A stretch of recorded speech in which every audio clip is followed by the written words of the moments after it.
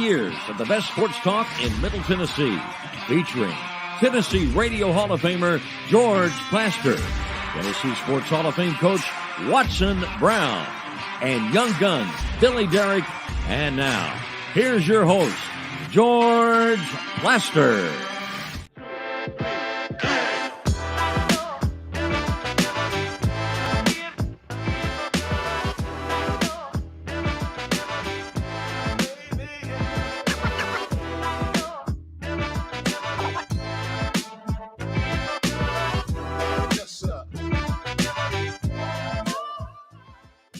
Hello again, everybody. Welcome in. It is it's a Friday, thank God, and it is it's downright beautiful. Think about it. I mean, we're in the first week of December, and knock on wood, we really have not gotten a lot of bad stuff so far, and I'm all for that. I used to not be for it when I was in school. I wanted a blizzard. I wanted something that would absolutely paralyze Battleground Academy for about a week. I mean, and then everything would be over with. And Billy, I suspect that you were the same way at Father Ryan. Same way. But the worst was the late start. We will have a 10 a.m. start this morning. We had one, I used to make up when I would do the county school systems. Battleground Academy will open 2 hours early just to screw over George. But it's amazing what's going on. First of all, welcome to our digs at the Ford Ice Center in Bellevue. Kelly has the day off. However, that does not stop us from having a really good show today. In a few minutes, my buddy Mark Griffin, former University of Tennessee basketball star, will join us, and we'll talk about the first month of college basketball and where the SEC looks like they stack right now. I guess no pun intended on that. Normally, we would start the show with Terry McCormick in his daily Titans update. However, that's not going to happen today until around 3:20. So don't think we've blown him off. I guess you would call it, what's the word I'm looking for? Stuff happens. He needed to be on at 3:20. Yeah, he's been consistent enough for right at the beginning of the show. He's done great work. Yeah. That segment has been very, very good. Excuse me. We get a lot of good info out of it. Do you have an update? I do, and I want to start last night, George. Patriots find a way somehow to beat the Steelers 21-18. A lot of grumbling in Pittsburgh. I mean, my goodness, they lost last week as well, and they came in here with a chance to kind of right the ship, and they lose last night to the Patriots 21-18. It's kind of an ugly game, but the Patriots, credit to them, they shut down the Steelers late on fourth down there to win by 3. So, but this is more about the Steelers. I mean, what has happened? Well, first of all, they've lost Kenny Pickett for a while. Mm-hmm. They were never really all that good offensively to begin with. Mitch Trubisky is what he is. He's kind of a journeyman. He was not great with the Bears. He hadn't been great in a backup situation in Pittsburgh. He's not very good. And I get the feeling that, I don't know, maybe their defense is wearing out a little bit from the fact that their offense has had a few too many 3-and-outs. Yeah. I do wonder if that's you think Tomlin's not? No. His seat isn't getting warm. No. Listen, I mean, I hear that from time to time. Mike Tomlin comes on the open market like that. Yeah. Because he's a damn good football coach. How long has he been there?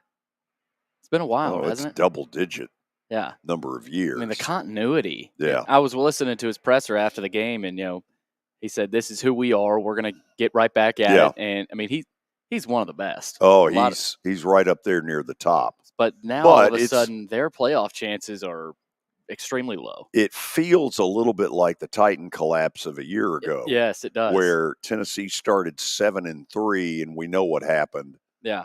from that point where on. it just And kind the of felt Steelers, inevitable. Yeah. Where you have that quarterback Pickett, and when you lose him, like the Titans lost Tannehill last year, it's all kind of downhill from there, and everything kind of coincides with that type of season. It's very similar. Yeah.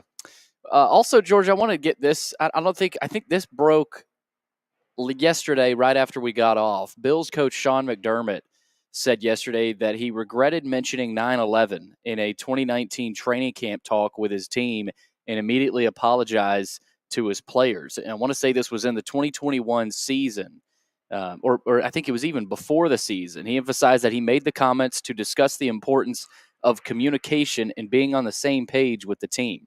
He said he regretted mentioning 9/11 in my message that day, and I immediately apologized to the team. Not only was 9/11 a horrific event in our country's history, but a day that I lost a good family friend. It's kind of a crazy story. I mean, I don't think that's anything we would have ever expected a coach to use to motivate his players, but really strange. Yeah, it is. Really not much to say. No. Also, George, the Cleveland Browns, have not named their starting quarterback yet between Joe Flacco and DTR, Dorian Thompson-Robinson.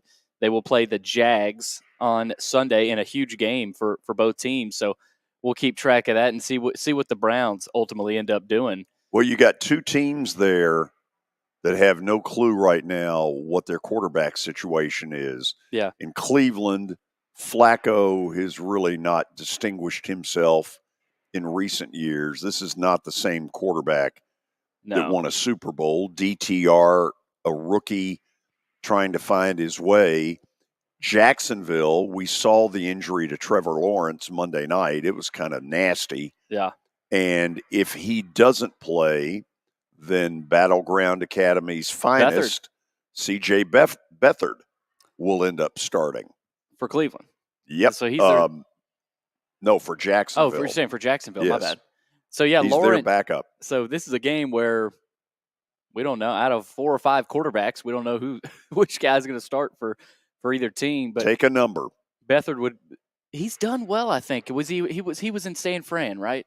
He was. CJ, and I've known CJ for years, and obviously I root for him.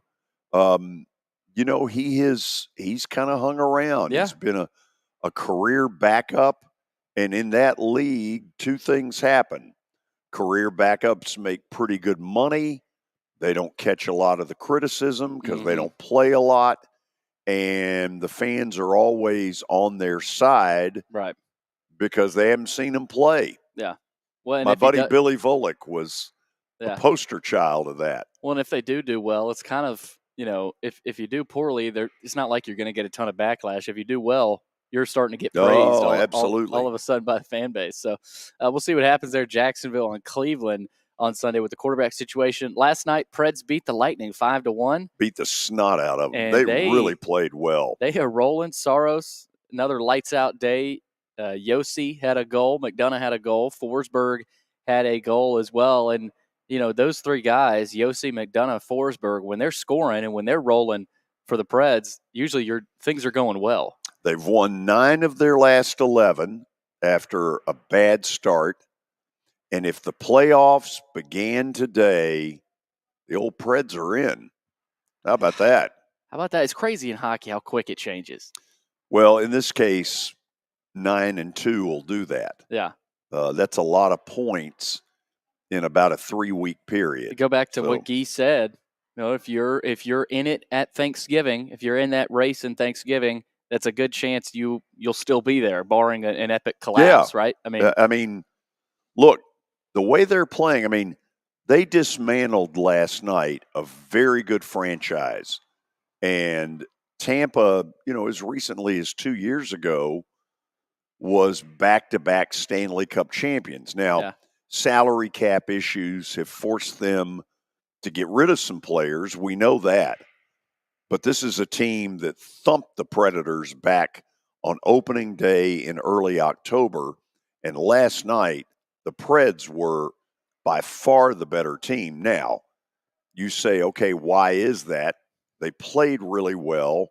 On the Tampa side, they had played the night before in Boston. This was a good time to catch them. It sure was. And George, you mentioned it. All of a sudden, the Preds are finding a groove right now. They head up to Toronto on Saturday, Which will be Saturday a tough night. test. Yeah, they're They playing. win there, that'd be a big win. Well, and they've beaten some good teams. I know they had a tough one against the Rangers at home last weekend. Right. But that win over the Penguins, I thought was solid. The Jets, where they were on that 6-game win streak, so they're trying to win their 4th straight now. I think I'm right. They won 6 in a row, Yep. then lost 2 in a row, and now have won 3 in a row. 3 in a row. Yep. I love it. So Bring it Preds on. will be back in action Saturday night. Let's go over to baseball. Shohei Ohtani could make his decision before the end of the weekend. Yeah, I'm a little worried it's going to be the Dodgers. The Dodgers have Braves fan in me does not want that. No, Dodgers are the front runners, but you got the Blue Jays, Giants, and Angels also in the mix. How would you pitch to that lineup? Mookie Betts, Freddie Freeman, Shohei. You don't. You wouldn't. God. Probably a lot of intentional walks. If you're a Braves fan, what you're hoping for is that pitching problems continue. Kershaw's not healthy. By the way, Kershaw has not signed yet with the Dodgers. Everybody thinks he's going to, but he has not yet. He's a free agent. Interesting. What are they waiting on? Who knows? Do the Braves hop in there? Kershaw. The rumor is the Rangers. He is from the Dallas area. He was in high school an offensive lineman, and his quarterback was some guy named Matthew Stafford. How about that? Oh, how about that? Yeah. I think I'm right that it was Highland Park in Dallas. Oh, was it really? I think so. It's crazy what a player like Ohtani has already, the hold he has on Major League Baseball. Crazy. So, everybody's in on it, but we'll see. Could be the Dodgers before the end of the weekend. Go Toronto. The Blue Jays. Could you imagine the Blue Jays snatch him? That'd be anybody that gets him. I mean, the impact he makes. I keep hearing the Cubs. I don't buy it. No. And obviously, I never bought the Braves. That was all BS. In fact, Anthopoulos came out, acted like they've never even spoken. I don't know where the Braves rumor started. I don't either. George, we're about to have Mark Griffin on here. A lot of good hoops this weekend. Illinois and Tennessee. Big one early, 11 o'clock We'll tomorrow go at morning. it. Wisconsin and Arizona. And speaking of out west there with that game for Arizona, Bronny James, the son, of course, of LeBron James, is expected to make his debut. On Sunday. On Sunday, correct. Yeah, against Long Beach State. So I don't know how much he'll play, but glad he's back healthy. Of course, suffered cardiac arrest during a practice back in July. We'll see. I'm interested to see. Of course, hoop season, it doesn't get into full swing until, after the new year starts. But it's going to be fun to see that USC team, especially with a guy like Bronny James, and a lot just to see what he looks like. And I know he's coming off that health scare there, but should be fun. Billy, we've got a weird weekend. This is sort of the lull in college football. The bowls begin next week. So tomorrow, for your college football watching, it's the Army-Navy Classic. Army-Navy. I'm shocked, as money grubby as the NFL is, where they even broke into Black Friday to put a game on that nobody in their right mind watched because JETS sucked. Miami just drilled them. I'm wondering why the NFL doesn't have a game on Saturday this week. I was wondering the same thing, but next weekend is when they've got 3 Saturday games. So they started. Really? Yeah, and I think that battles with some of the bowl games too. So maybe they pick that day where people might relax and watch bowls as opposed to today where there's only one game. I don't know that they're doing it out of respect for Army-Navy. They could be. No, I doubt it. They don't give a damn about anybody. But their whole thing is this. Greenbacks. That's all they care about.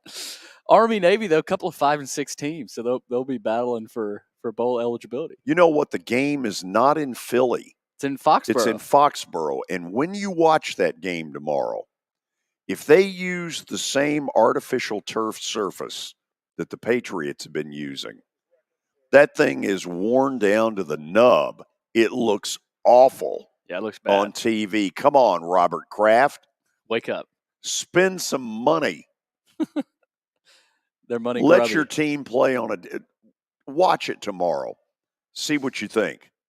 After the break, my buddy Mark Griffin. I guess it's officially his debut for this basketball season. Not that we haven't had him on from time to time, but now it's for real. Stay tuned. It was the most horrible experience that any mother could ever go through. I knew that I needed to get help. My friend, she immediately said, "You need to call Bart Durham." And you guys were there within an hour. You guys are like family for us. Yeah, sure is nice to connect with the people that you're doing your best to help. As the trusted premier custom home builder in Middle Tennessee, Donnelly Timmons has over 20 years of experience in the industry. Whether you're looking to build your dream home or renovate your current home, their team will ensure that every client and every remodel is unique, luxurious, and completed on time within budget. Founders Dustin Timmons and Joey Donnelly have over 25 years of construction experience in the Nashville area. Together, they have completed projects in Forest Hills, Oak Hill, Green Hills, Franklin, and Brentwood. Dustin and Joey believe that communication is the most important aspect of all construction projects. Therefore, they personally manage each project themselves and are involved in job site activities on a daily basis. Their commitment to quality and integrity has earned them an outstanding reputation among their clients. Contact them to set an appointment for a free consultation or to view some of their completed projects. Give them a call at 615-456-7983 or log on to DonnellyTimmons.com. I'm Watson Brown. I'm Kelly Holcomb. I'm Billy Derrick. We're the George Plaster Show. We've been Nashville's best sports talk for the last 30 years. And you know what? We still are. Catch us live weekdays from 2 to 4 p.m. Central Time in Nashville on YouTube, Twitter, and Facebook. Also, the podcast version is available on Spotify and Apple Podcasts. Looking for more than just awards and trophies? Southern Trophy House is your one-stop solution. For over 60 years, their team has created lasting impressions with a personalized touch. From embroidery to screen-printed apparel to corporate awards, signs, and name badges, they have everything you need to keep your brand shining bright. With their knowledgeable customer service team, you can relax as they create, produce, pack, and ship merchandise and awards on time and on budget. That includes etched crystal awards, custom-cut acrylic, name badges, embroidered Richardson ball caps, banners, screen-printed T-shirts, laser-engraved Yeti cups, and knives. Recognize your hard-working team from Southern Trophy House, where they do their best to help you recognize your best. Located at 2705 Nolensville Pike in Nashville, give them a holler, 615-256-7295. Visit southerntrophy.com. Southern Trophy House, for all your personalization and recognition needs.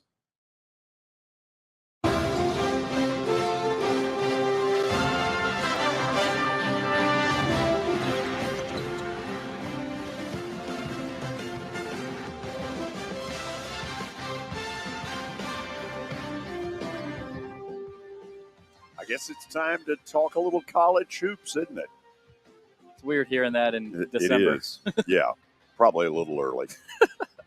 Mark Griffin, by the way, the season starts too early, but that's neither here nor there. Mark Griffin, for those of you who may be new to our show, played basketball at the University of Tennessee under Don DeVoe, later coached there for a short time, and now is a millionaire living in Nashville. No. And is nice enough to join us. For the most part, it'll be on Fridays during the college basketball season. Mark, good to have you back with us. George, it's great to be on Nashville's best show, as I saw in your commercial, and you were already starting off on the wrong foot by calling me a millionaire, but it's glad to be on. I'm honored to be on your show. Well, I wanted to see the reaction that it would get. I knew it would get a reaction like, what the hell is he talking about? Yeah, it's just you, George. I'm used to it. So tomorrow morning, you'll be getting up early, 11 o'clock in the morning, another one of these measuring stick games for Tennessee. It's not as though they haven't played a bunch of them early. They've had Purdue, they've had Kansas, now they've had Illinois. I know I'm leaving one or two out. Carolina. Yeah. Tell me what you think about Tennessee right now. Well, George, if you look overall picture of what the NCAA looks for when it comes to evaluating for NCAA tournament teams at the end of the season, Tennessee's ranked really high as far as their net ranking, which I know we'll talk a lot about during the season. We'll break down what net really means, but it's an NCAA evaluation tool that ranks all the programs in the NCAA. And right now, Tennessee's net is SEC leader 12. And what they look at is your opponents. Your goal is to maximize Q1 or quadrant 1 wins and minimize any Q3 or quadrant 3 or 4 losses. So Tennessee hasn't had a bad loss. And if anything, I think for the program, most people would agree that by playing these top teams that were just mentioned, it's only going to help this team moving forward in situations like tomorrow, because you've gone against some of the best big guys in the country. When you look at Zach Edey, National Player of the Year at Purdue, Hunter Dickinson is going to be the Big 12 Player of the Year from Kansas. Baycott, Player of the Year, if not second best player behind Filipowski from Duke at UNC. When you look at Awaka and Adu from Tennessee, when they match up against Illinois and any team going forward, they're going to know, I've already faced the best. I've learned. We've grown. We've watched a lot of film. And it's just going to give them more confidence versus playing these cupcakes, as Dickie V used to always talk about, these sectional schools in the past. You just can't get by with that anymore. So I feel really good about the direction they're going. Sold out arena tomorrow. You're going to see another future pro in Terrence Shannon Jr. against Tennessee that will be representing Illinois. A lot of firepower. Brad Underwood, great defensive coach, a lot of experience. They're not going to be afraid of Tennessee. I think it's going to be a nail biter.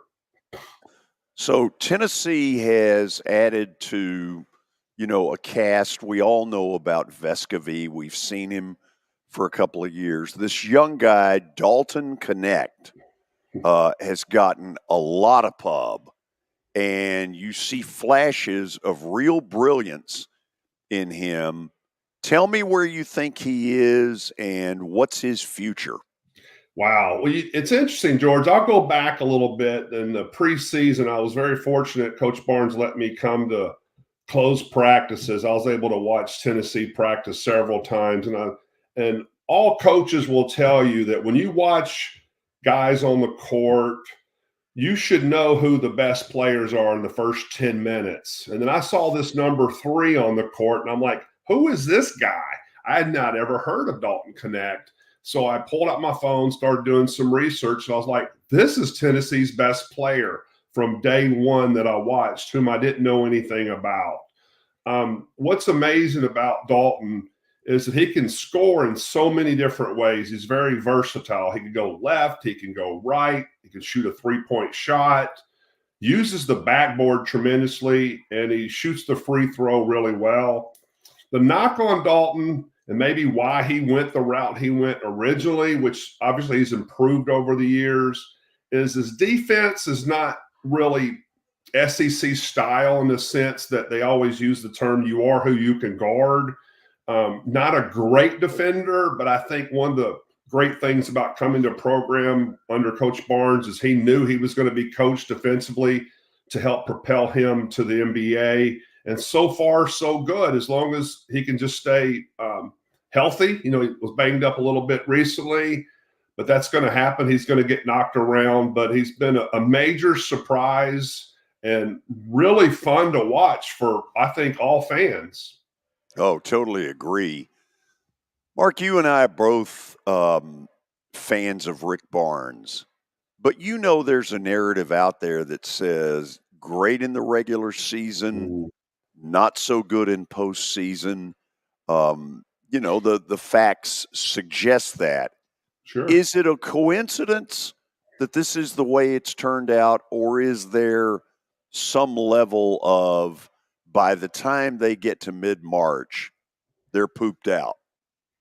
Well, I think what you look at for NCAA Elite Eight type teams is you've got to have strong defense. Tennessee checks the box. I think you have to have great free throw shooting. Tennessee checks the box. What Tennessee hasn't had is a guard who's a go-to player that can get a bucket consistently. And I think they do have that with Dalton Knecht this year. Now, people can say, well, we'll just stop Dalton Knecht.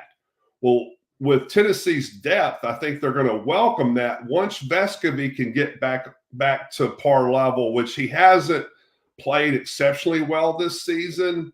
There's been some personal issues he's had to deal with. I think what you'll see is vast improvement moving forward because he's had that experience over the years.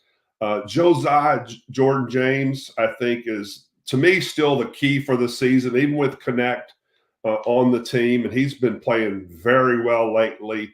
I think this is his first season. He's been 100%. You'll see he's buff like a football player, really added a lot of dimension physically, and has been very consistent. And I think that for me, and this is with any team looking to move forward, you got to be healthy.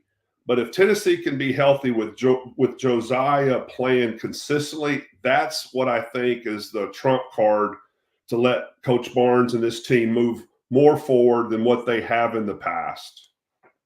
So before we came on today, I asked you to give me sort of your projections, not that it's etched in stone, but kind of what you think right now of the SEC and what teams would get into the big dance from this league. Billy, let's show this, and I'll let Mark kind of talk through. Let's start with the 7 that you think are absolutely going to be there.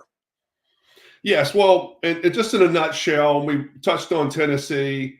I mean, Kentucky, minus the last game that they played against North Carolina, Wilmington, I would put in the top 10. And then they have they just didn't play well at the end against Wilmington, which I think the coach from Wilmington did a great job putting the ball in the hands of whoever Reed Shepherd was guarding. No disrespect to him, but his defense is on the level of Dalton Knecht's, and pretty much UNC Wilmington took advantage of him one-on-one to win that game in Rupp, a big loss for Kentucky. Once again, Arkansas has the talent if they could keep everybody healthy. They don't have a good, what's called their net rating, had a bad loss against UNC Greensboro at home. But I think that you'll see them really progress during the season, probably have some of the best talent and depth. Mississippi State, I have them up there because they played really well without their big guy, Tolu Smith, which will be returning soon. They play 4 senior starters, and I just think that Chris Jans has done an exceptional job with them, and I think they'll be in the hunt. Auburn hadn't had a lot of additions for the team, but, they brought in Aiden Holloway. Love Jahani Broome inside, a steady force, one of the better big men in the SEC. Alabama replaced a lot of players, but they have a great coach at Coach Oates. And I think they're going to, they'll be fighting for the SEC championship as well as Texas A&M, which brought back a lot of depth. Preseason player of the year and Wade Taylor Jr. and someone I don't think gets enough recognition, even if he's preseason rated. You've got to watch him. He's a must-see player because he does so many things at the guard position. And then bubble teams, I do like Florida as a bubble team right now. I think that they've really progressed. Their net ranking right now is 47. They don't have any bad losses. They've got one quad one win. Ole Miss is kind of maybe the one that people can really debate on. They're 8-0, but they've not played any quad one opponents. And what a quad one home game would be is a team that's ranked between 1 and 30. They've not had that opponent, but the makeup that the coach brought in, Chris Beard, brought a lot of big guys in that are shot blockers. I think that he's really going to surprise some teams during this SEC grind. So those are the guys we have as of today. But I will say, over the next few weeks, we need some gifts from Santa Claus in the SEC because they need some big wins moving forward with only 3 teams in the top 25. I'm a little surprised there's not more, but they just haven't performed and have had some bad losses early on in the season. Mark, when I walked out of Bridgestone Arena on that Friday night when Vandy kind of trashed Kentucky in the SEC tournament, I heard a level of hatred out of Blue Mist aimed at John Calipari that even shocked me. Early in the season, play really strong against Kansas in a loss. Yeah. Trashed Miami. Beat them, 25, and then can't get by Greensboro. Yeah, I mean, and as I watched that, I was like, the Commonwealth is in unrest. Yeah. Mark, how do you explain Kentucky? George, this will be a long conversation, and I know your Kentucky faithful are shaking their head too, because you have probably the most talented freshman group that Coach Calipari has brought in. Once again, we hear that, it's like a record player playing again. It's a fantastic talent. Now, some people will say, well, they're so young that they're going to develop. And I agree. They are going to develop and be a dangerous team. And I feel, even with the loss that they had recently, I wouldn't be surprised to see this Kentucky advance further than they've advanced in years based on the maturity factor, especially with some of the veteran guys that they have on their squad. But you got to understand, too, Kentucky replaced, I believe, 11 total players on their squad this season. And when you have 11 new players, these guys don't know anything about each other. They may not even know where they're from. So that chemistry up front is lacking. You don't know how well people help on defense. People communicate on defense, even in offense, know where your spots are to put up shots. All that's being worked on through practice. It's got to be frustrating for the staff, but at the same time, it can be exciting because of what the future could hold for this team, which I really do feel that there's a brighter future for Kentucky moving forward than I have in the past, even with the recent loss at home. He is catching an unbelievable amount of crap. Yeah. And I do wonder at times, is there ever, after a loss to a Greensboro where he gets in the car and goes, why am I doing this to myself? Now, I know why. He's, there's a lot of money involved in this. But I do wonder if we're getting close to the end of this and he's getting sick of it. Well, it's interesting, and that leads into our other topic. You talk about hot seats. Anyone on the hot seat in the SEC, this is one of the rare years you don't have multiple coaches on a hot seat. If you were to say that Calipari, which I don't feel that way, I think if it is, it's coming from himself. But let's take a look right down the street here at Vanderbilt. And hold on to that thought. We'll go to the break first, and then we'll get into that dumpster fire. Ooh. Because as I said yesterday, look, this team isn't going anywhere. They don't have a good enough roster. It's not even close. But I'll get you to kind of break it down after the break. We'll get Billy in on this as well because he certainly covers them very closely. Mark Griffin talking college basketball in general, SEC specifically, and we're back after this. Forget the fact that Sir Speedy Music City is owned by my BGA classmate James Warren. Their work stands on its own merit. James and his staff do incredible work, as evidenced by the huge banners at the Plaster and Friends Celebrity Bowling Night. If you're looking for quality to help your marketing and business communications, and you want it at a reasonable price, these are your folks. Call them at 615-832-9511 or go to print at sirspeedymusiccity.com. And be sure to tell them Plaz sent you.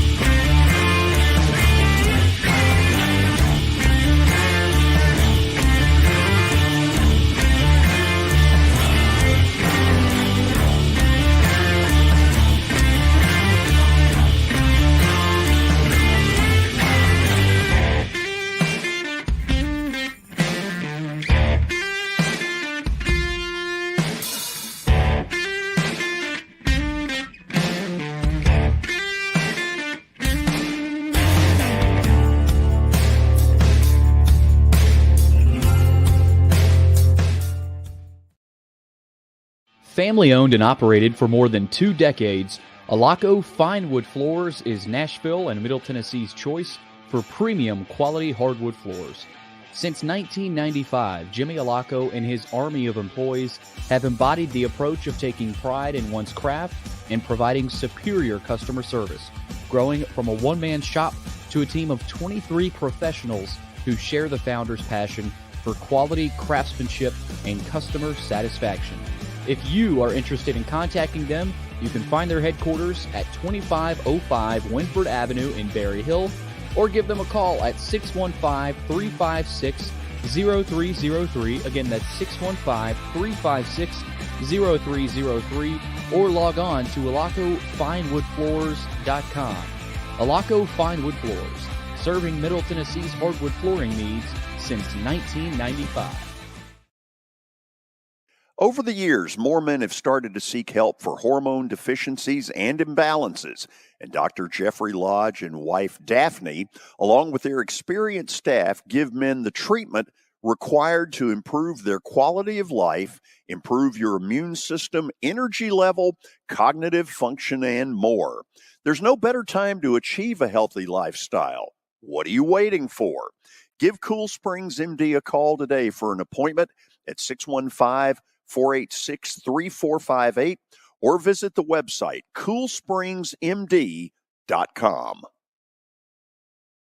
For over 35 years, Wilson Bank & Trust has been committed to providing customized banking solutions to help individuals, families, and businesses in Tennessee achieve their goals. As your full-service community bank, we are proud to offer loans with competitive rates, local decision-making, and fast, friendly service from our experienced lenders. No matter where you are on your financial journey, Wilson Bank & Trust is ready to help you take the next step. Visit your nearest Wilson Bank & Trust office or online at wilsonbank.com to get started today. Member FDIC, Equal Housing Lender.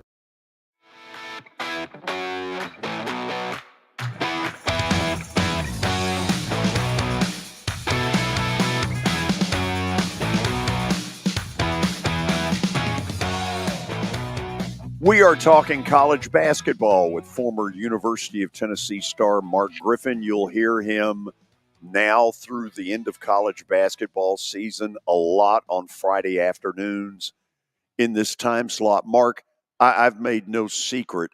I would have fired Jerry Stackhouse Wednesday night after the game and given him all the time in the world that he needs to go play golf. That appears to be such a priority of his as head coach at Vandy. He ripped into Tyron Lawrence after the game very strongly, both in his post game and in his comments to the media. The truth of it is, whether Lawrence is deserving of it or not, that needs to be done in private. Yeah. I am interested that Jerry Stackhouse never blames himself for anything. It's always on the players. He's perfect. I'd have canned his butt Wednesday night. They had about 1,500 people. Memorial Gym has turned into a tomb. People know how I feel. I've been very open on this subject for a long time. This is his 5th year. This team sure as hell isn't going to an NCAA tournament. What really, Mark, you see it closer than I do from your time as an AAU coach. What's going on there? Well, what I've witnessed, George, and this will be interesting for your followers to watch this either in person or on TV. You know, the way Vanderbilt's memorial's set up, you know, he's able to sit on a chair, you know, by himself on an island. And even in the past, with the distinct advantage that Memorial Magic has, which is incredible in the past, which is gone now, and I think it's a shame. You don't see him conversing with his assistants during the game. Now, one might say, well, he's got his strategy. We plan beforehand. We know what we're wanting to do on the court, but you've got to have eyes and ears next to you to relate things in real time, because I don't care who you are, coach-wise, you can't see it all and think 3 plays ahead and situations ahead by yourself. Even the great ones have assistants to help them strategize, to make changes on the fly. And you see Coach Stackhouse right there on his own in his, you know, suits and looks the part, but why not seek knowledge from the multiple staff members that you have? That's my first beef. And it's the only coach I've ever seen do that, George. And you have to look at the record and go, well, they're not performing. So what is it? And then when you're chewing out your number one player that you know, thank God for Vanderbilt, you know, he came back with, which would have been unbelievable to lose him, because you lost so many other key players from, like you said, the big upset over Kentucky. And then after that momentum from last season, you don't sign any top 100 players. You really don't have any transfers that are coming in that are making a huge difference. What do you have? You have a named coach who's not performing. Their schedule is horrible. They've not played any quad 1 games this season yet. They've had 2 huge losses that were quad 3. I think quad 3 losses. Maybe one was a quad 4 to Presbyterian at home. Presbyterian is quad 14. Yeah, that's right. And let's put this together. Let's wrap a bow around it. When you look at the net rankings, there's 362 teams, I believe. Vanderbilt's ranked 291. The closest SEC team, LSU, is like 171 or something. I mean, it's ridiculous. So they scheduled easy, not winning, not getting fans. People have got to quit stating that they're keeping them because of the money. I feel like you, George, I think you cut bait, you move on. Vanderbilt deserves better. And you've got coaches that would crawl to Nashville, Tennessee to sell in this city with the academic record, the history that Vanderbilt's had. It's a basketball dominant school. You've got a lot to sell. Well, you need a coach that recruits. I mean, That you talked about the talent level there, Mark. There's not enough. I know they got Tyron Lawrence and Ezra Manjon, hyped them up as one of the better backcourts, and they are a great backcourt. But there's nothing. They don't have anybody in the front court. They had a player suspended a couple of weeks ago, and that they couldn't afford. And you need a coach in here that can come in and get the city excited and recruit players to Vanderbilt. They got Tyler Tanner from Brentwood Academy coming, but there just hasn't been any player high school wise that has been able to come in and make a huge impact. And that's the lifeblood of college basketball. I know the portal is huge too, but look over at Tennessee. You got Vescovy and Jordan James have been there, 5 years? I mean, fifth year guys. So there's just zero continuity, and you need a little bit of continuity in this age. I know the portal, right? Everybody's saying, continuity is not as important. Well, it still is, right? You still need some of that, and they don't have any of that. No, and it's more than just the two guys. I mean, you have those two, that's it. But you had a lot more set up for success this season that was removed for reasons we will never know behind the scenes. And when you hear about confrontation and calling out a guy in public, makes you wonder what's going on in private.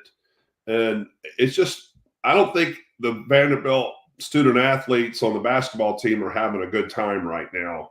I really don't. It's just miserable. Something needs to happen. And it's just a shame because Vanderbilt fans, I feel, deserve a winner with the history. And George was able, we're able to see that at your bowling event. You have a lot of the former Vanderbilt guys come in.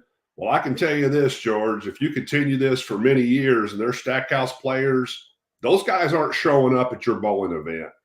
I don't feel they have that camaraderie and brotherhood that they're going to stick together, because most of them aren't going to play together but 1, maybe 2 years. Mark, I don't pretend to know all the inner workings of Jerry Stackhouse. Frankly, I don't give a damn. I don't either. I'm completely disgusted by him. But a year ago, give the devil his due, he got Memorial Gym for about 3 weeks back to what I grew up in. And it was really fun. And the players were saying all the right things. We love playing for him, blah, blah, blah. And the minute the season was over, that appeared to be a bunch of bull. They all headed out. Yeah. Okay, so I'm asking somebody who's more wired to it than I am. They leaving because of him? Oh, I think no doubt. I think you go to university because of your coach. Yes, I mean, when I mentioned selling the city, that's a great attraction. But I think if you poll most student athletes will say they go to a school because of their coach and what their coach sells them. And that's opportunity to play and make a difference. You look at playing in the SEC, one of the better conferences, hadn't been so far this early season, but still a lot to offer in Nashville, a lot to offer on and off the court. And I definitely think that the reason, if you got the guys that left to tell you why, it's going to point to Coach Stackhouse. It is, because it's definitely not lack of opportunity to play, because you got to have depth, and there's not a lot of depth there. So the opportunity to play is pretty good. Mark, clearly I've been a little bit of a smart aleck on this subject and, have said, let's go ahead and get rid of him now so it'll allow him more time for his holiday golf. But in all honesty, I don't see a work ethic in recruiting that's anywhere near what it needs to be. That, for me, is a huge problem. Yeah. I see very little relationship with the former players, who a lot of those guys are important to me because I grew up, with a lot of them, and it was cool that so many of them felt strongly enough about me to be at the bowling event. You were there. Yeah. So is there an advantage besides just getting him the hell out of Dodge? Is there an advantage to making a move now? An advantage? Yeah. Wow. I don't see an advantage because who's going to step in unless you have a very strong interim coach on staff that could be a possibility to take over the reins. And George, I don't know this staff as well. You really can't go out and get anyone right now as well. So, as far as, the university going behind the scenes, checking to see who would be interested, is it going to matter if it happens next week or March? I don't really see the advantage of it. It's pretty much dead man walking to me. And then building up the coaching resume and extra time spent on doing some behind the scenes. And I know that people may have this no contact rule from within, but coaches are going to be contacted. They're going to know what's moving, what's open, and they'll be making contact with people to see who's interested. And I just feel it has to happen. And I just don't see Vanderbilt going to a postseason tournament, having even a run in the tournament with two really good guards. I just don't see that. I think there's too much that you can take away from this team. Now, mind you, will Vanderbilt upset some teams in the SEC? I definitely think there'll be a few games where there will be upsets. Will Vanderbilt have a 500 record in the SEC? I would bet you not. Okay, one more thing on that front. To me, 4 wins in the conference is about the most I see. Very good guard play, a bunch of junk up front that wouldn't win a Green Hills Y 4-on-4 run and shoot. I know. I didn't win any of those either. So, yeah, they're bound to be some wins, but not enough. And certainly the crowd erosion really bothers me. That's the thing that is just irking the hell out of me. Well, now, Mark, if I don't know if you'll have a chance to go to a game there this year, but I recommend you to out of morbid curiosity. I think that's kind of maybe if it's Tennessee, but yeah, I mean, just to see it, I'm there most games and just kind of walking around. It's really eerie and strange to see a place that had so much passion and so much buzz, especially for even non-conference home games. I mean, the fans cared. The care level is just not there anymore. Mark, I made the comment that I thought both Belmont and Lipscomb would beat Vandy soundly on a neutral site. Do you think that's a fair assumption? I think it's a fair assumption and a good possibility. Neutral site, competitive. You play at Lipscomb, at Belmont. I think it's a fighter's chance that either of those teams beat Vanderbilt. I really do. And it's, you hate to even have to go there and mention Lipscomb and Belmont, but that's kind of where you are. And when you have the recruiting budget, the means, the history, and if you go on any of the chat boards or you're checking these guys, these student athletes that are in high school, their top 5 teams that they're looking at or that you're even talking about, no one's talking about them because there's not any guys showing up that I'm hearing, George, on a regular basis that are guys that are going to be what we consider game changers. It's one thing to go and get a scholarship even to the SEC, but the thing that I hear, and even in the coaching world and travel ball, is this person a game changer, or a difference maker? It's more than just filling a slot, being the 10th man. And I don't know if Vanderbilt has many guys they're on board with right now. And if they're not this year, when's it going to happen under his tutelage? I just don't see it happening, George. Mark, we'll end it with all of that. I appreciate your candidness. Clearly, I'm hacked off about it. What I'm really hacked off about is I don't look and see any concern from over there. I'm waiting to see somebody say, damn right, we're not happy with this. And I don't see it.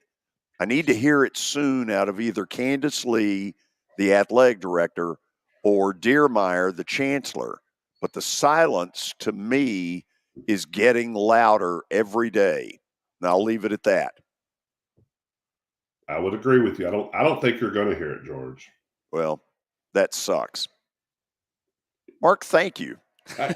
On a brighter note, thank you. Appreciate it. And hope we have a great weekend of basketball and professional football and so forth. But this is going to build up. Looking forward to this season. We'll really break down the net and what that really means. We'll put some graphics on and really dive into not just the SEC, but the country. Talk about teams like Colorado States of the world, George, that are your same conference as San Diego State. Will they be a San Diego State team and be a surprise to the Final Four? It'll be fun to watch. Yes, it will be. Mark, thank you as always. Thank you. Set the alarm clock early. 11 o'clock on the weekend feels really early. No doubt. Okay, after the break, we'll get into stat of the day.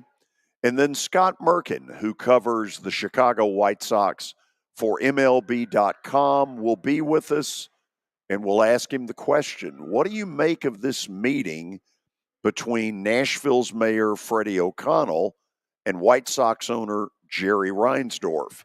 Is it simply playing little games to show Chicago you have options, or is there really something to it? Please stick around. Convenience and value, two words that we expect when we do business. Our goal at JHA Company is to deliver just that, both to our school partners and to our customers. Whether you're purchasing photos, yearbooks, class jewelry, letter jackets, school spirit wear, or senior graduation products, we strive to make the experience easy, convenient, and cost-effective.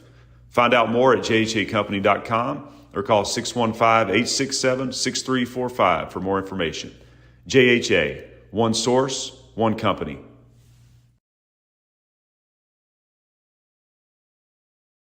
You were in a crash. Yeah. Your kids were in the car with you. We're very lucky to even be telling this story to you. Nikki treated us like family, and she was very caring and loving, and I'm just so grateful for that. She was somebody I could trust, and being a veteran, that's so important to me. My kids are going to have a better life now because I don't have to worry about those expenses that we were out. Your family has really created a legacy of trust, and I would recommend you to anyone. Star Physical Therapy was established in 1997 with one great mission: to serve. If you're hurting, don't wait to receive physical therapy. You don't need a referral to see their physical therapist, and early morning and evening appointments are available. Make the call to 615-673-1420 and get rid of that pain.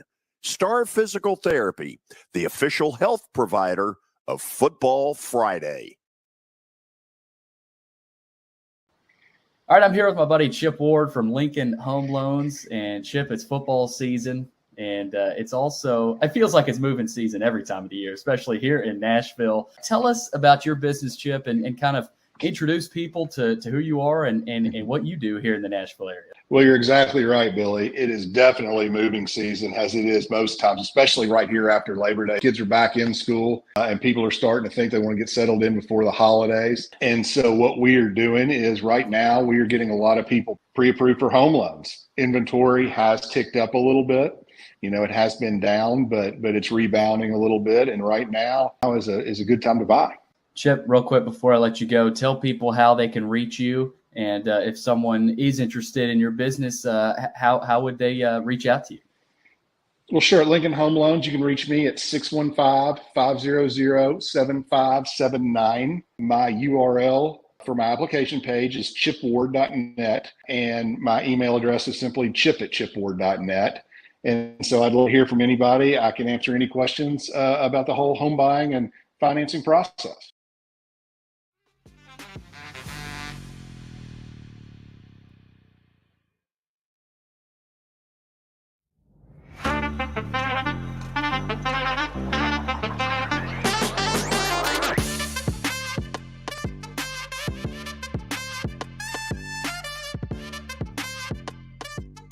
Top of the hour on a Friday, Football Friday, Army-Navy coming up tomorrow. But first, stat of the day brought to you by John English Antique Sports and Cards in Shelbyville. They're open during the week, Tuesday through Friday, from noon to 5 and Saturdays from 10 a.m. to 5. Give them a call, 931-492-4304. All right, no Kelly today. So, and I know the answer to this question coming up. And I'm on an island here, so let's go NBA. That's not good. At 38 years old, LeBron James is currently averaging 25 points per game, which is the most ever for a player who is 38 years old or older. Before James, what player had the most points per game in a season at age 38 or older? You know, the easy one would be to say Michael Jordan when he came out of retirement and wasn't even a Chicago Bull. A lot of people forget. Closed out his career with Washington. Yeah. And so that would be an easy one. I'm going to go with it, but I get the feeling based on the look you're giving me that it might not be that. And I'm trying to think of somebody who really achieved at a really high level at that age, and I just can't think of it. Well, you're on the right, I guess, age group path. I think this guy's a little bit older, but you probably won't be surprised by this answer. Karl Malone? Oh, wow. Kareem. The best.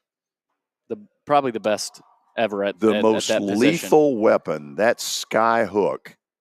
When you look at film footage of him, and in particular when he would wheel on the baseline with that sky hook, he was 7'4" tall to begin with, and then when he would extend that arm, unguardable. You look, people never came close to touching that thing. Yeah, and why more players do not use that weapon? Think about it. You see virtually nobody in the NBA who goes sky hook. No, I mean that's a lost art. Yeah. We are ready for Scott Merkin. Beautiful. Listen, let me apologize to him on the front end. I feel like I was stalking him yesterday. Scott covers the Chicago White Sox for MLB.com, and so he's the perfect person to bring on to just simply ask what we think's going on. We're in a tad bit of a stall to get him on, but that will happen here in just a moment. Hello. I'm told Scott is ready. Scott, how you doing? And thank you for being with us. Good. How are you guys doing? Doing good. I trust you're back in the Windy City safely. I am. I left Wednesday night right after the room across the hallway from me sprung a leak. And I was leaving anyways, but flooded that whole area of one of the 74 areas of Opryland where you can stay. And didn't look real good when I left, but I'm sure they took care of it. I'm sure they experienced a hotel of that size and been around that long. Probably experience problems from time to time, right? So my buddy Danny Evans told me about it, so I had a little bit of a heads up going in that things were a little goofy. Before we get to the specifics of why we wanted you on, when you're essentially a beat writer type on the major league level covering a major league team, what are the winter meetings like for a reporter? Wow, they're this is my 19th one because there were two that were good. This is my 22nd season covering the team, my 19th overall. We lost one to COVID and then one to the lockout. And they're interesting. It's good to see everyone. It's good to, for us, it's exchanging ideas and talking to other reporters too. And we have 30 beat reporters in our own company. So you can, we can talk via Slack or cell phone or text or whatever, but it's good to be on site. But I think people kind of confuse the winter meetings sometimes with like fan fests. And follow me on this analogy.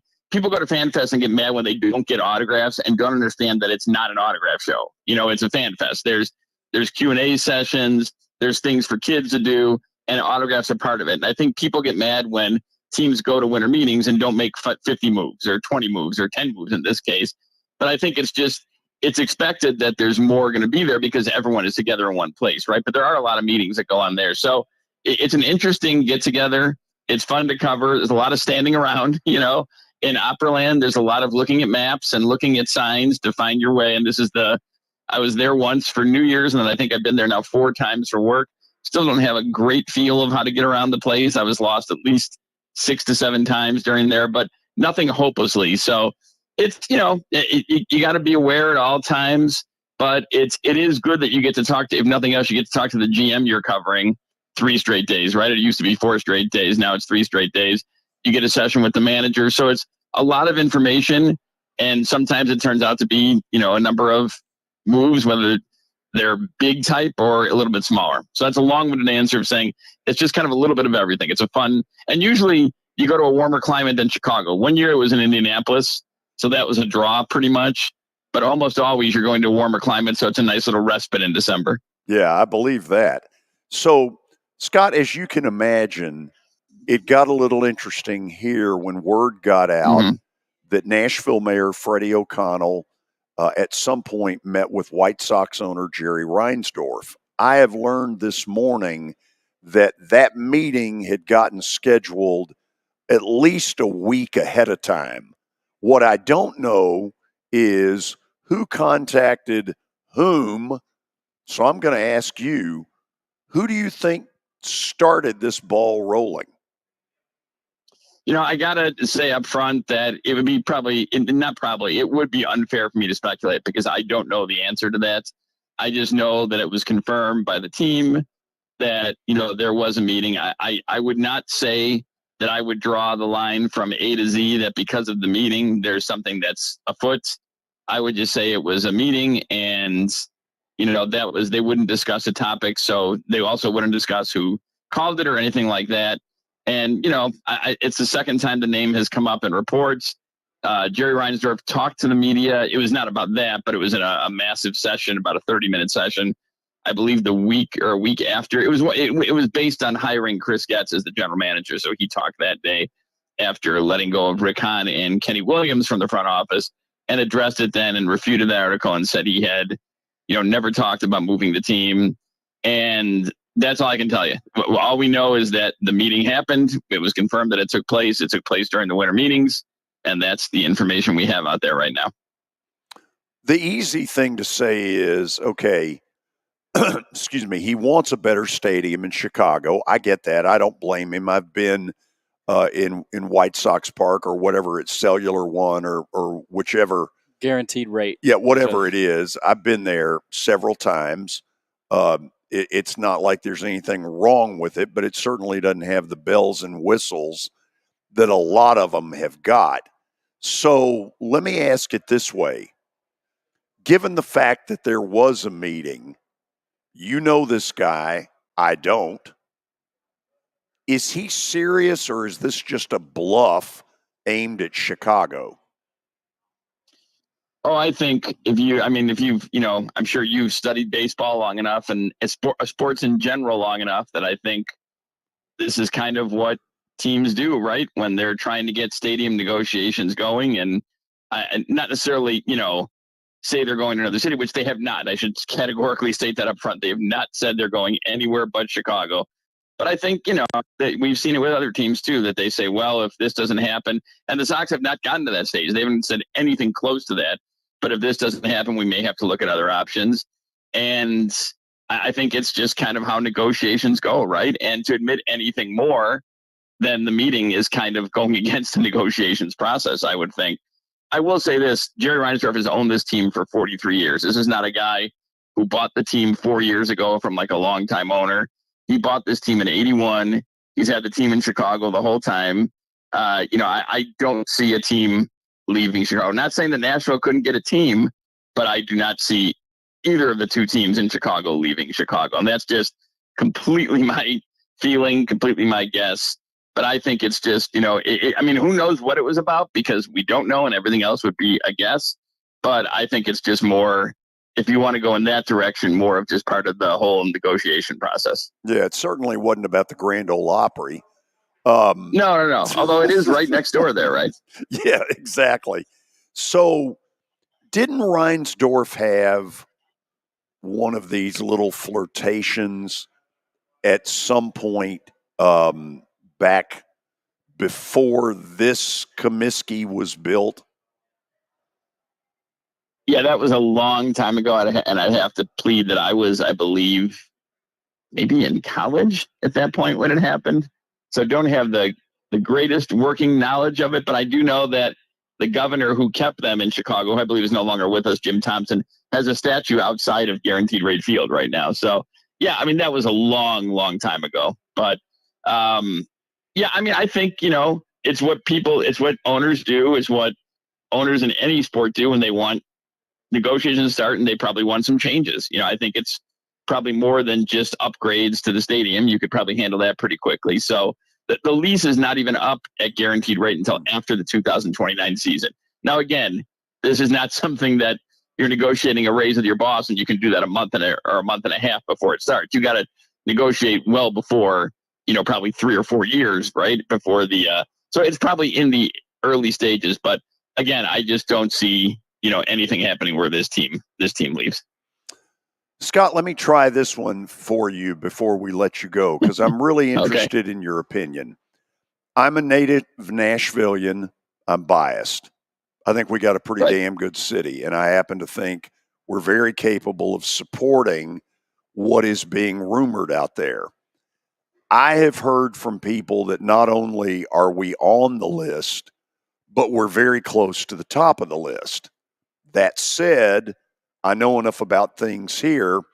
Once our city government committed to a dome stadium for the Titans, they're tapped out. It isn't going to happen where the city says, sure, bring it on. We'll spend $2 billion more for baseball. Right. I want to know what you're hearing about my city under the belief that I'm too close to the forest and maybe don't want to see the trees. Well, again, I hate to not be more informative, but, you hear just in general talk. I mean, I'm not, near the people who are talking about this or who are planning this kind of stuff or even looking at this idea, but you always hear the city of Nashville, right? You heard Nashville, you heard Las Vegas, you heard maybe a return to Montreal, that sort of thing. So it's a city in there, and I can just speak to being in Nashville. I love the city. It's a great city, and I think Nashville sometimes gets put in other cities that have like a big area that you know it for. People always tell me when you go to New Orleans and everyone talks about Bourbon Street, there's so much more in New Orleans than Bourbon Street. You go to Las Vegas, there's so much more than the Strip, even though that's what it's known for. I think Nashville is known for Music Row, maybe, the Grand Ole Opry, but there's a lot to that city. And I think it could for sure handle a team. Now, I'm just talking the city itself. I know nothing about, what the financials they would have, but I've heard it mentioned. But again, me hearing it mentioned is not, this means very little conclusively for the future, I would say. Stay tuned. There's a lot more to come. Scott, thank you so much for taking the time to be with us. Sure. Anytime, guys. Take care.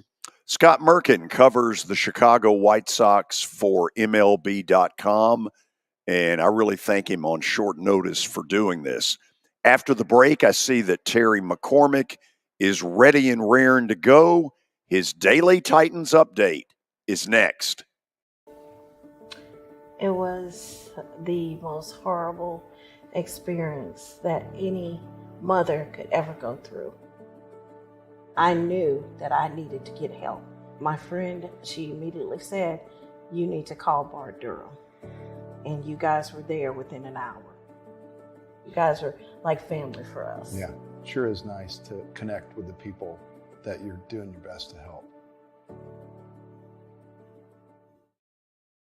As the trusted premier custom home builder in Middle Tennessee, Donnelly Timmons has over 20 years of experience in the industry. Whether you're looking to build your dream home or renovate your current home, their team will ensure that every client and every remodel is unique, luxurious, and completed on time within budget. Founders Dustin Timmons and Joey Donnelly have over 25 years of construction experience in the Nashville area. Together, they have completed projects in Forest Hills, Oak Hill, Green Hills, Franklin, and Brentwood. Dustin and Joey believe that communication is the most important aspect of all construction projects. Therefore, they personally manage each project themselves and are involved in job site activities on a daily basis.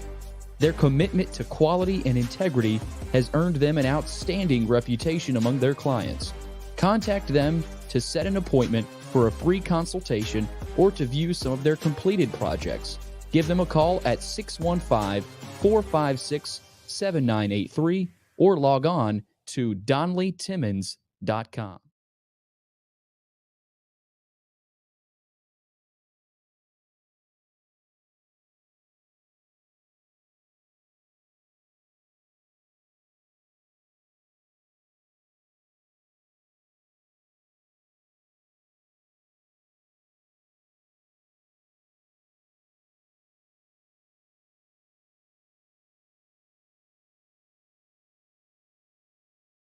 I'm Watson Brown.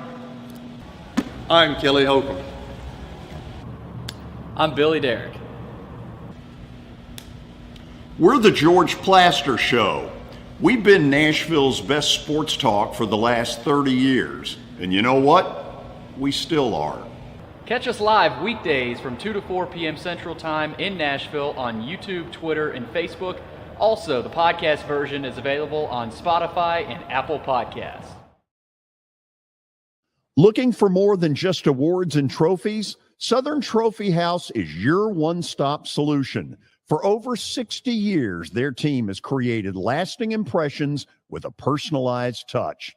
From embroidery to screen-printed apparel to corporate awards, signs, and name badges, they have everything you need to keep your brand shining bright. With their knowledgeable customer service team, you can relax as they create, produce, pack, and ship merchandise and awards on time and on budget. That includes etched crystal awards, custom-cut acrylic, name badges, embroidered Richardson ball caps, banners, screen-printed T-shirts, laser-engraved Yeti cups, and knives. Recognize your hard-working team from Southern Trophy House, where they do their best to help you recognize your best. Located at 2705 Nolensville Pike in Nashville, give them a holler, 615-256-7295. Visit southerntrophy.com. Southern Trophy House, for all your personalization and recognition needs.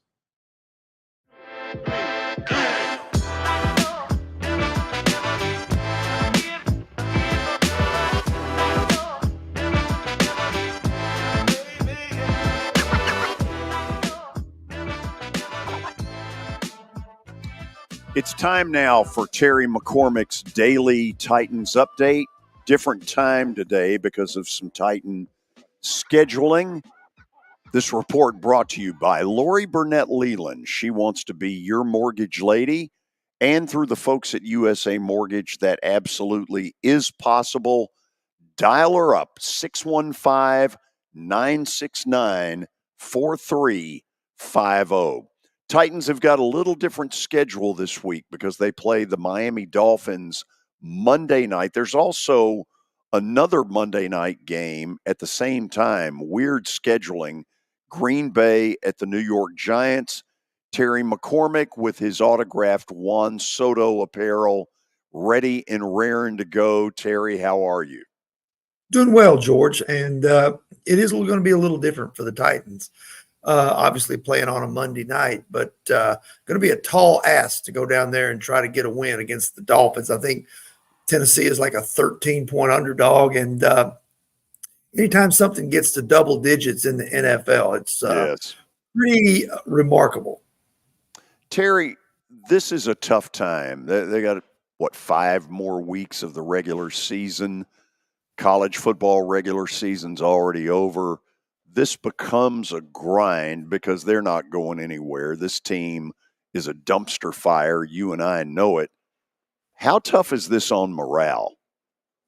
Well, it's, if you want to put it in a baseball vernacular, George, this is your dog days of August right here, except it's cold. It's colder outside now.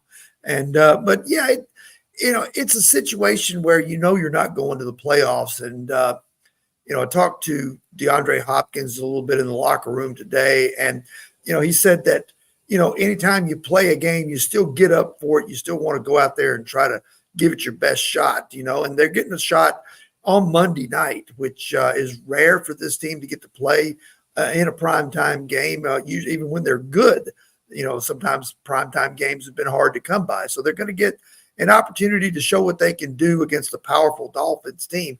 I think right now there are two things going on. There are guys being evaluated to see if they fit here, and then there are guys who have to put some good things on tape in order to land somewhere else to get another opportunity. So I think that's really what happens over these last 5 games. The evaluation process is full blown now between the guys that you think you may want to keep and may have a future here, and the guys that are looking to get an opportunity somewhere else in the league, knowing they're not going to be with the Titans. Terry, I'm going to play dumb, and I'm good at that. I've had a lot of practice over the years. I don't really remember what the contractual situation was with DeAndre Hopkins. Thank God he's there. I have no idea what they were going to do without a legitimate one. Does he want to come back? Well, he's under contract for next year. So he is under contract for 2024, signed a 2-year deal here. So if the Titans want him back, and I can't imagine why they wouldn't, then he will be back here next year with this club. I guess, the cap hit is a little bit high, but it's something that they can easily absorb because they've got close to $100 million to spend this offseason. It's going to be interesting to see, because Derrick Henry played a role in luring DeAndre Hopkins here. The two of them wanted to play together. It's going to be interesting to see if now the shoe's on the other foot, if DeAndre Hopkins plays a role in trying to get Derrick Henry to stay here. And also, I guess it'll also depend on how badly the Titans want to keep Henry around too, or if they're ready to completely move on and go a different direction with Tajay Spears. Terry, there's not a lot interesting to talk about this team. They've got to be the most boring team in the league, not to mention the fact that they're just bad. So I'll ask this for the future.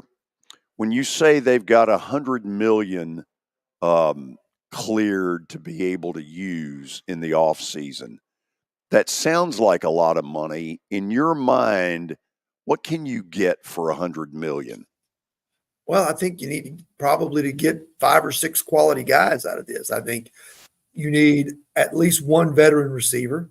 You're going to need a couple of offensive linemen.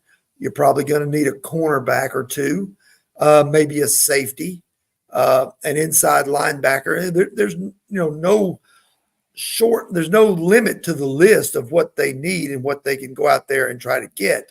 It's just a matter of between the draft and the $100 million that they have in free agency, how many of the holes can they fill that exist on this roster, knowing that you probably need at least a half a dozen new starters, George.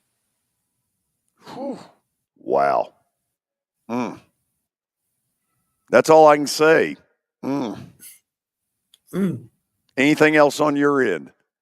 Well, that pretty much does it. By the way, they did put Ryan Stonehouse on injured reserve today.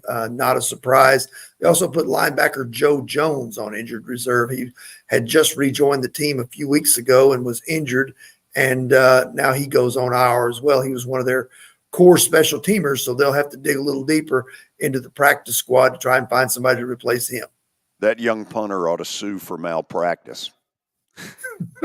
Good Lord. Hopefully they watched some film and fixed a few things so that he doesn't meet the same fate that Stonehouse did.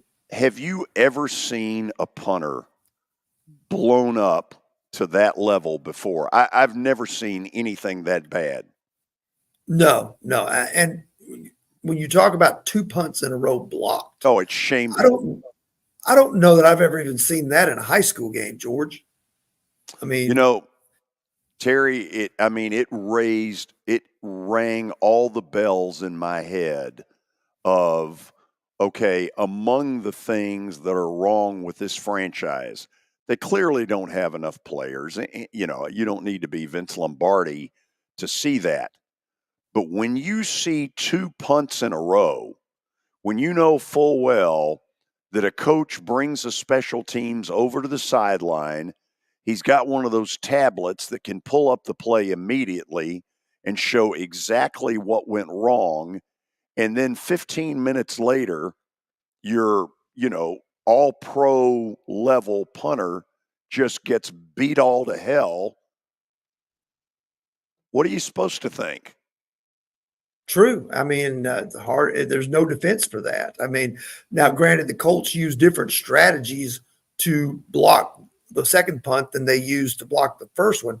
They used that where they sent the gunner in motion, and that's then rare. As soon as the ball was snapped, he ran up toward the line of scrimmage. That's what they did on that second one, a lot like the Patriots did to block a field goal earlier this year. That's the strategy they used there. But what that tells me is that there have been multiple holes on this special teams unit that allowed the punt to get blocked two different ways. And in a sense, that's worse than having it blocked the same way twice. Because if you're having it blocked the same way twice, then that just tells me there's either a scheme or a personnel issue. This tells me that there are multiple issues.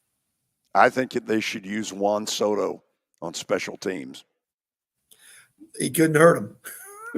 Terry, have a good weekend. All right, you too, George. Terry McCormick, Main Street Media, his daily Titans update brought to us by Lori Burnett Leland. She wants to be your mortgage lady, and through the folks at USA Mortgage, that absolutely can happen.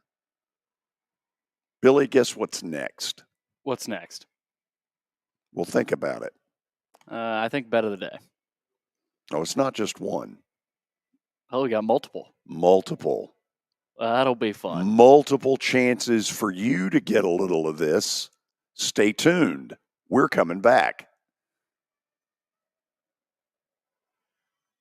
Star Physical Therapy was established in 1997 with one great mission: to serve. If you're hurting, don't wait to receive physical therapy. You don't need a referral to see their physical therapist, and early morning and evening appointments are available. Make the call to 615-673-1420 and get rid of that pain. Star Physical Therapy, the official health provider of Football Friday. Family owned and operated for more than 2 decades, Alaco Fine Wood Floors is Nashville and Middle Tennessee's choice for premium quality hardwood floors. Since 1995, Jimmy Alaco and his army of employees have embodied the approach of taking pride in one's craft and providing superior customer service, growing from a one-man shop to a team of 23 professionals who share the founder's passion for quality craftsmanship and customer satisfaction.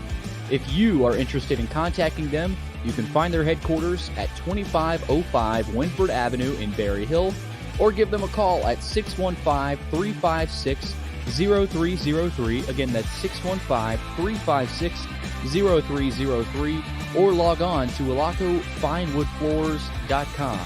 Alaco Fine Wood Floors, serving Middle Tennessee's hardwood flooring needs since 1995. Over the years, more men have started to seek help for hormone deficiencies and imbalances, and Dr. Jeffrey Lodge and wife Daphne, along with their experienced staff, give men the treatment required to improve their quality of life, improve your immune system, energy level, cognitive function, and more. There's no better time to achieve a healthy lifestyle. What are you waiting for? Give Cool Springs MD a call today for an appointment at 615-486-3458, or visit the website coolspringsmd.com.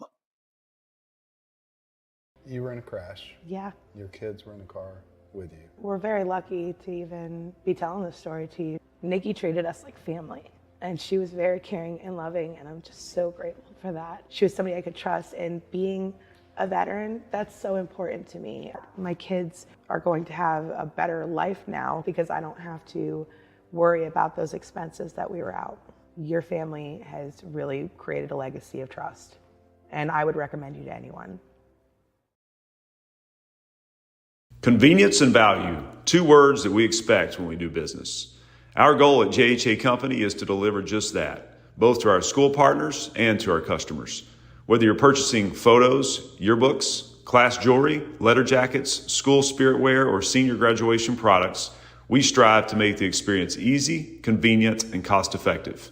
Find out more at jhacompany.com or call 615-867-6345 for more information.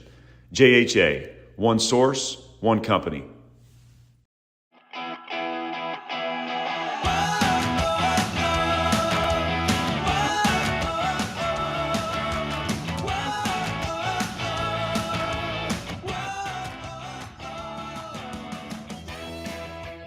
Final segment on a Friday. Not a ton of football this weekend. Of course, we've got our NFL on Sunday, but Army, Navy tomorrow. A couple of teams fighting for bowl eligibility. The Preds in action tomorrow night as well. Of course, the Titans on Monday. So we'll see where George is mixing it up today with Bet of the Day, brought to you by Bart Durham Injury Law. Give him a call, 615-242-9000, or log on to bartdurham.com.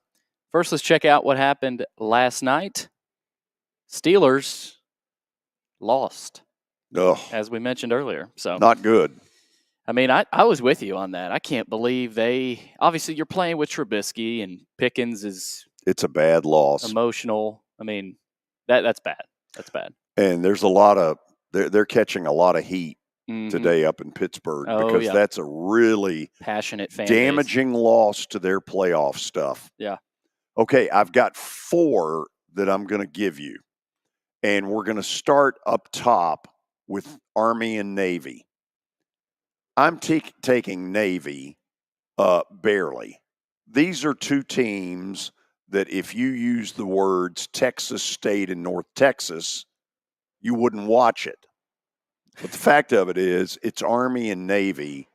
These are not very good football teams. I think both of these programs are considerably down from what they were, say, 4 years ago. Taking Navy, just because I don't think Army is any hot shakes either. The over-under is like 28. So Vegas sees this as a rugby scrum and not much else. I'm not real confident of the second one. The Browns are at home. They're going to get all over C.J. Beathard if he's the starter. Because their front 4, their defense is really good, and they've played very well at home. I think they're going to find a way to win, but this is not my A play by any stretch. The next one is, why is Detroit only a 3-point favorite at Chicago? I don't know. Detroit, they got some holes defensively, under the question of, where do you rank them with San Fran and Dallas and Philadelphia? Yeah. They're probably a notch below, not by much. It's the defense that gets them in trouble. The Bears, they suck. The Bears have been what they've been, which is offensively challenged. They do come off a win on a Monday night against Minnesota a couple of weeks ago. I just think Detroit's way too good. Yeah, I like that pick. Okay, the bottom one is the Sunday night game, and it is an absolute head knocker. Dallas is going to treat this like a Super Bowl. This is a 2-game game, if you think about it. If Dallas wins, they then tie Philly for the division lead. Philly wins, 2 games separate them. Yeah. Dallas, I mean, this is the chance right here. This is it. This is Dallas's D-Day. Yes. And they're going to play like it. Yeah, I like this pick. And it's in Philly? In Dallas. In Dallas. And that's even If even you more remember, reason. the game in Philly you're right, was a crazy game. Mm-hmm. And Dallas had chances late to win the game. And Prescott, if I remember correctly, threw an interception in the end zone late. Yeah, and Philly hasn't been as dominant a team as it might have looked so far. And Philly kind of exposed, San Fran kind of exposed some of what Philly either is or isn't. I don't think Philly's playing great right now. Yeah. And they're going to have to bring their A game if they're going to win in Dallas, and I don't think they are. They don't want to face the Cowboys right now. Ooh, don't mess with them. Especially going into AT&T. Jerry's ready to go. How about them Cowboys? We're probably going to be hearing a lot of that. Yeah. Listen, have a good weekend. It'll be a little slower football weekend, but there is stuff out there, so enjoy your sports weekend.